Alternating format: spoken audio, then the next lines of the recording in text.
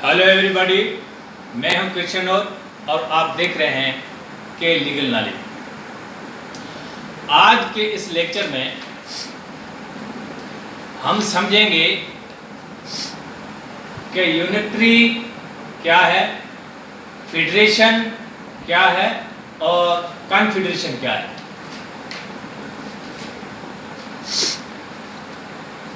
मुख्तलिफ कंट्रीज़ में उनके कॉन्स्टिट्यूशन जो हैं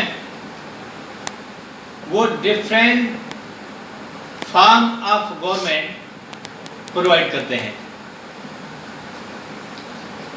तो पहले हम चलते हैं फेडरेशन की तरफ। तो फेडरेशन क्या है, इसमें डिफरेंट कंट्रीज के हवाले से एग्जांपल दे के समझेंगे। फेडरेशन वो फॉर्म ऑफ गवर्नमेंट है जिसमें पावर्स की डिवीजन होती है, पावर तकसीम हो जाता है। कुछ पावर सेंटर में रहते हैं और कुछ उनके अपोनेंट यूनिट्स होते हैं, स्टेट्स या प्रोविंसेस उनके पास होते हैं। एग्जांपल हम ले लेते हैं फेडरेशन की। तो यूएसए का कॉन्स्टिट्यूशन जो है वो federal form of government provide करता है। Strong federal form of government है यूएसए में। वहां पे जो सेंटर है उसके पास भी पावर है, उनके स्टेट्स हैं उनके पास हैं, वो अपना अपना काम जो करते हैं या लेजिस्लेशन करते हैं वो स्टेट्स अपने जो कॉन्स्टिट्यूशनली उनको पावर दिए हैं उनके ऊपर करते हैं और सेंटर अपने। क्या है, यूएसए का कॉन्स्टिट्यूशन लेजिस्लेशन के हवाले से 3 लिस्ट प्रोवाइड करता है। वो है federal legislative list, state legislative list और कंकरेंट लेजिस्लेटिव लिस्ट। जो फेडरल लेजिस्लेटिव लिस्ट होती है उसमें जो सब्जेक्ट दिए हुए होते हैं उनके ऊपर कानून साजी या लेजिस्लेशन वो करता है सेंटर। स्टेट लेजिस्लेटिव लिस्ट उनमें सब्जेक्ट दिए हुए उसके ऊपर कानून साजी या लेजिस्लेशन करता है स्टेट्स, मुख्तलिफ स्टेट्स हैं। कंकरेंट लेजिस्लेटिव लिस्ट उसमें सब्जेक्ट्स दिए हुए होते हैं, उसमें कानून साजी सेंटर भी करता है तो डिफरेंट प्रोविंसेस भी करते हैं।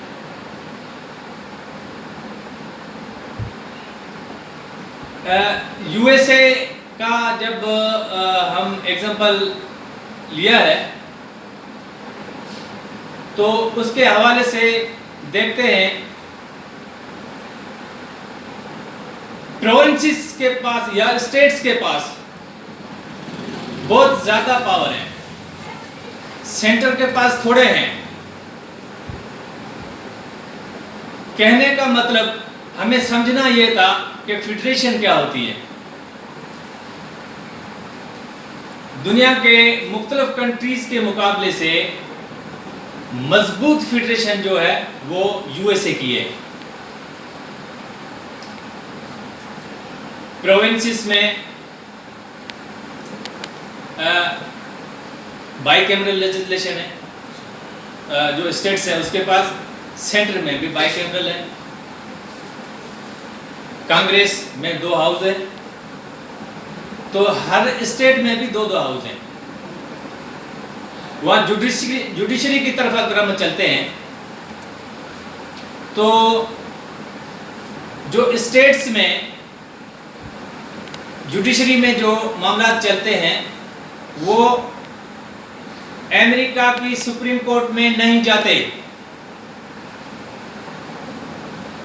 अमेरिका की सुप्रीम कोर्ट में सिर्फ दो केस ओरिजिनल जुरिडिक्शन के हवाले से, वो सिर्फ दो मैटर हैं जो सुप्रीम कोर्ट और स्टेट्स के दरमियान मामला होता है, वो सुप्रीम कोर्ट के पास जाते हैं।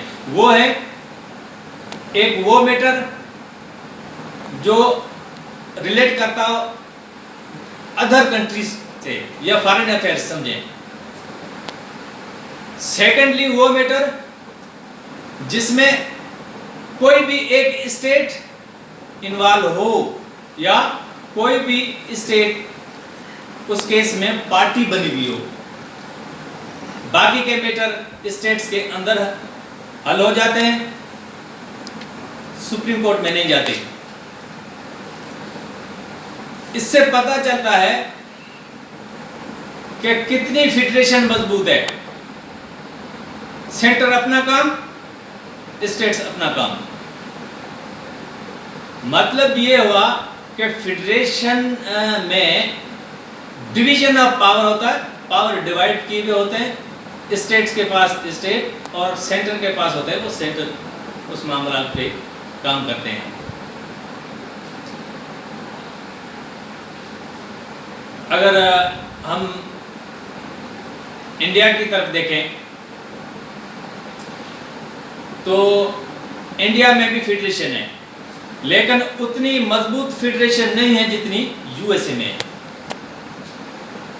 उनका कॉन्स्टिट्यूशन, जो इंडिया का कॉन्स्टिट्यूशन प्रेजेंट कॉन्स्टिट्यूशन है, वो भी लेजिस्लेशन की 3 लिस्ट प्रोवाइड करता है। एक यूनियन लिस्ट, स्टेट लिस्ट और कंकरेंट लिस्ट। अब आपने सुना होगा कि वहां पे तो सेंट्रल लेजिस्लेटिव लिस्ट का और यहाँ पे यूनियन लिस्ट। इसका मतलब ये है कि इंडियन कॉन्स्टिट्यूशन वो सेंटर को यूनियन कहता है। आपने देखा होगा कहीं कि वहां सेंटर के साथ यूनियन का भी जिक्र आता है। तो वहां भी इसी तरह होता है। जो स्टेट्स हैं वो स्टेट्स अपना काम करती हैं, सेंटर काम करती हैं, तो वहां भी पावर ऑफ डिवीजन है। पाकिस्तान की तरफ देखें तो वहां भी पावर डिवाइड किए हुए हैं, प्रोविंसेस में और सेंटर में। तो अब हमें यह समझना मुश्किल नहीं है कि फेडरेशन क्या है, फेडरल फॉर्म ऑफ गवर्नमेंट क्या है, कोई मुश्किल नहीं है। हम अगर डिटेल में जाएंगे तो ये मामला और बढ़ता जाएगा। समझने का मकसद शॉर्ट लेक्चर हो और शॉर्ट बात हो, छोटी हो, वो आपको समझने में भी आएगी। बाकी आप डिटेल में अगर आपको जाना है, कुछ समझना है, तो आप आगे स्टडी करें, आपको सब हर चीज समझ में आएगी। अब देखें हम कि कॉन्फेडरेशन क्या है। कॉन्फेडरेशन फेडरेशन का अपोजिट है। उसमें डिवीजन ऑफ पावर्स जो है वो नहीं होती। सेंटर में तो होते हैं पावर, लेकिन इतने नहीं होते हैं। नीचे से ऊपर पावर का फ्लो होता है वो नीचे से होता है। अब इसका अगर हम एग्जांपल लें तो यूएसए का ले लेते हैं। प्रेजेंट कॉन्स्टिट्यूशन से पहले, प्रेजेंट कॉन्स्टिट्यूशन 1789 में बना, इससे पहले कॉन्फेडरेशन था, जो आर्टिकल ऑफ कॉन्फेडरेशन कहते हैं। जब फेडरेशन नहीं था उसके बाद फेडरेशन बना। अब हम देखते हैं कि यूनिटरी फॉर्म ऑफ गवर्नमेंट ये क्या? यूनिटरी फॉर्म ऑफ गवर्नमेंट में पावर ऊपर से नीचे आते हैं, उनका फ्लो जो है ऊपर से नीचे। प्रोविंसेस के पास या स्टेट्स के पास, जो भी आप कहें, उनके पास कुछ ऐसा नहीं होता लेजिस्लेशन के हवाले से या और एग्जीक्यूटिव पावर से या मुख्तलिफ फाइनेंशियल जो भी है, वो अपोनेंट यूनिट्स के पास नहीं होते, वो होते सेंटर के पास। यूनिटरी का मतलब यूनिट से यूनिटरी बनी है, तो यूनिट एक चीज को कहते हैं। तो पावर सिर्फ सेंटर में होते हैं। सेंटर एक है, एक के पास, नीचे किसी स्टेट के पास नहीं होते हैं। एग्जांपल ले लेते हैं हम यूनिटरी फॉर्म ऑफ गवर्नमेंट का। यूके का कॉन्स्टिट्यूशन प्रोवाइड करता है unitary form of government. Unwritten constitution है। अब तो कुछ हिस्सा रिटन भी है। अगर हम अनरिटन कहें तो मेरे ख्याल नहीं, कुछ रिटन भी है।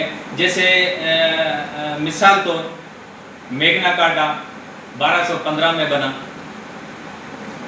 और उसके बाद मुख्तलिफ एक्ट्स बने, वो कॉन्स्टिट्यूशन में है। तो इस वक्त यूके का कॉन्स्टिट्यूशन कुछ रिटन है, कुछ unwritten, partially written, partially unwritten. तो आस्ते आस्ते ये जो है अब जो है रिटन बन गया। हम इस मौजूदा वक्त, आपको हिस्ट्री में नहीं जाते, प्रेजेंट टेंस की बात कर रहे हैं। इस वक्त यूके में सेंटर है, पावर सब सेंटर के पास। अपोनेंट यूनिट्स या एडमिनिस्ट्रेटिव यूनिट्स हैं, मुख्तलिफ हैं यूके में। उनके पास गवर्नमेंट नहीं है। ये स्टेट्स के या एडमिनिस्ट्रेटिव यूनिट के हैं, वहां गवर्नमेंट नहीं है। आप मुख्तलिफ वहां पे यूनिट है। England, Scotland, Wales, Northern Island वगैरह ये हैं, लेकिन वहां स्टेट गवर्नमेंट नहीं है, वहां स्टेट लेजिस्लेशन नहीं है। जो भी लेजिस्लेशन होती है सेंटर में। सेंटर का मतलब वहां की पार्लियामेंट, बाइकैमरल पार्लियामेंट है यूके की। Upper house, lower house. Upper house को कहते हैं हाउस ऑफ लॉर्ड, और लोअर हाउस को कहते हैं हाउस ऑफ कॉमन। आस्ता आस्ता जैसे जैसे टाइम गुजरता गया, तो हाउस ऑफ कॉमन मजबूत बनता गया।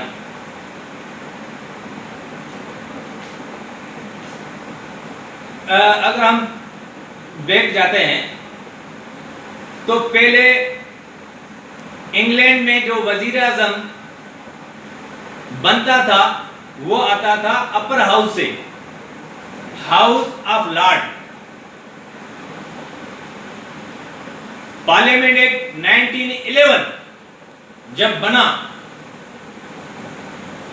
उसके बाद ये जो हाउस ऑफ लॉर्ड का जो पावर था प्राइम मिनिस्टर का कैंडिडेट भेजने का, वो पावर खत्म हो गए। उसके बाद जो वजीर आज़म आज तक बन रहा है वो आता है हाउस ऑफ कॉमन से।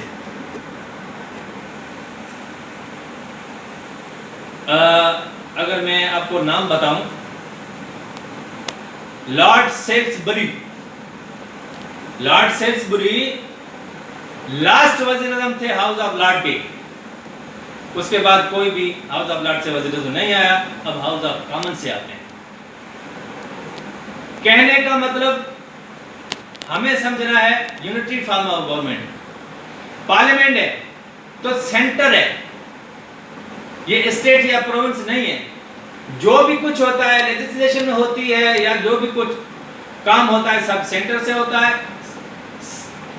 वो प्राइम मिनिस्टर है, जो पार्लियामेंट का लोअर हाउस है वहां से बनता है, वो पावर एक्सरसाइज करता है in the name of king और क्वीन।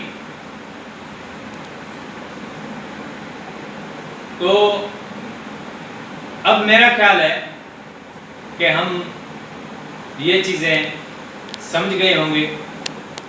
उम्मीद है कि आपको समझ में आ गई होगी। और क्योंकि लेक्चर का मतलब होता है कि पूरी डिटेल दुनिया की बातें नहीं, इन्हें नटशेल थोड़ी थोड़ी बात समझाना, वो आपको जब समझ में आ जाएगी। बाकी ज़्यादा आपको अगर नॉलेज हासिल करनी है, ज़्यादा चीज़ें समझनी है ना, तो वो अपनी तरफ से आप कई सोर्सेस हैं इसके, वो देखें, उसमें आ जाएंगी। तो उम्मीद है कि आपको चीज़ें समझ में आ गई होंगी। Thank you.